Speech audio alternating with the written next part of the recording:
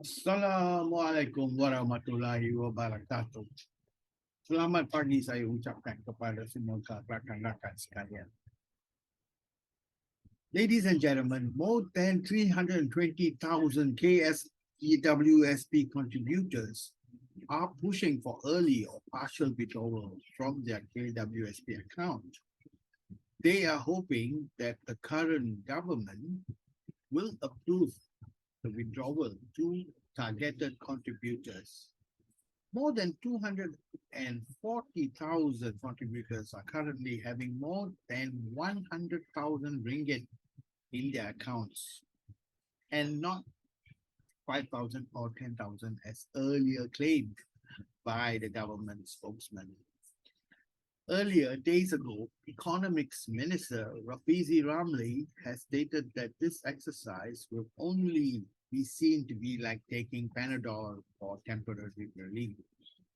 In a separate statement made by Deputy Finance Minister Ahmad Maslan, he said the government had made a firm stand against the targeted withdrawal of the KWSP. This didn't go down so well with the Rakyat.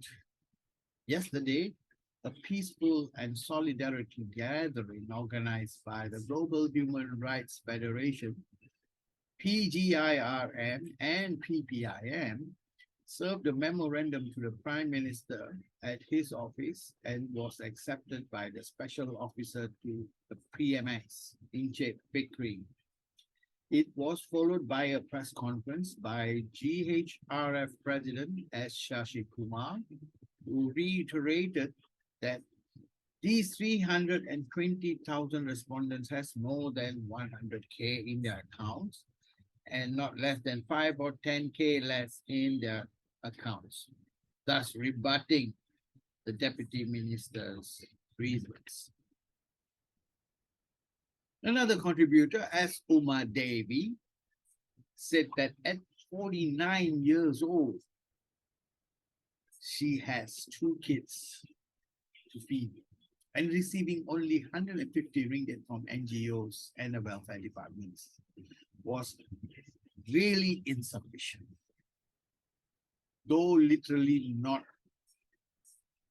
on her knees, her emotional trauma could be felt by anyone watching the piece, which went unheard for the past 4 years. Shashi also said that most people wishing to make the withdrawal were actually those who are between 46 to 49 years old and between 51 to 54 years old, who could not seek re-employment due to their age factor. They are also not active to KWSP contributions for the last few years. Living from hand to mouth, these contributors are mostly from the M40 and the T20 group, who has a higher commitment, by the way. Though they look rich outside, only a select few know their own predicament. Ladies and gentlemen, the onus of going through the reports by PGIR is on the government, which is to ensure the people's money are used well for and on their bad times. It's just our stroke of bad luck that the pandemic had hit them hard and their lives went into turmoil with a 3 year setback, in which the withdrawal of their KWSP savings can and may prove to be a lifeline to many of those living in their cars and their makeshift homes and their relatives' homes these days. During this press conference as well, it was also said that the Rakyat seems to be seen to be begging to get their own money back in order to get their lives on track again. Ladies and gentlemen, on my personal note and personal opinion, expert economics have not really read through the necessary reports or statistics before making sales pitches for Panadol or encouraging electricity cuts by TNB.